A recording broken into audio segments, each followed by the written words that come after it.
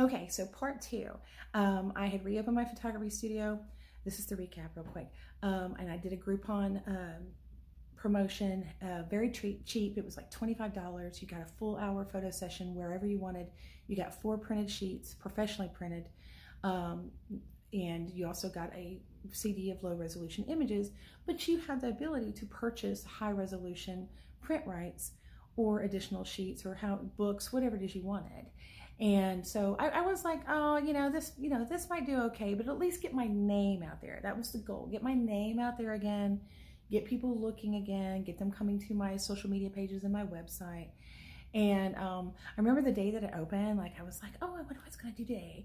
And I was at work and I was like kind of watching over off to the side and I was like, ooh, I sold one, ooh, I sold one. I was so excited. And then I had sold 8, and then it was 11, and then it was 23.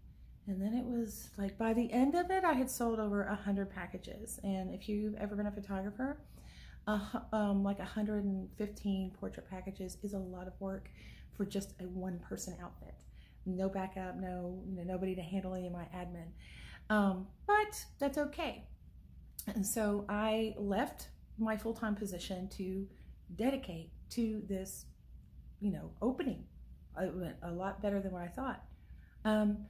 I met so many amazing clients, and some of them I still consider my friends today. And I got a lot of repeat work, and it moved me into doing more commercial work, things like that. And I only had a couple of people that were kind of weird. I had a whole bunch of people that never even booked their shoot, which was weird, but it happens. We all do that.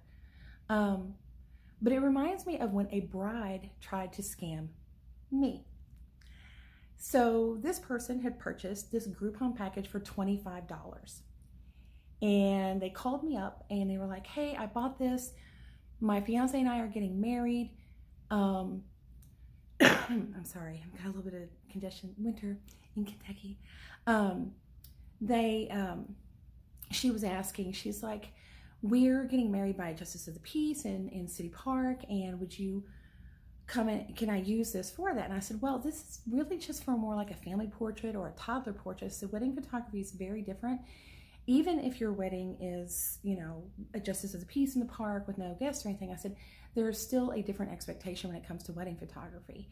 And she was like, but it's really just us. It's no big deal. It's just us. It's very casual. It's just going to be us. And against my better judgment, I was like, okay, I'll tell you what, I will book this, but if I arrive and I see that you have a bunch of guests and things like that, I was like, I'm going to leave. I said, I would typically arrive early, very early, like 15 to 20 minutes early to all my shoots so that I can meter the light. I can look at the location and figure out the best composition. So if I arrive and you're having this huge wedding and then, you're trying to like sneak me in to get your formals, I was like, I'm going to leave.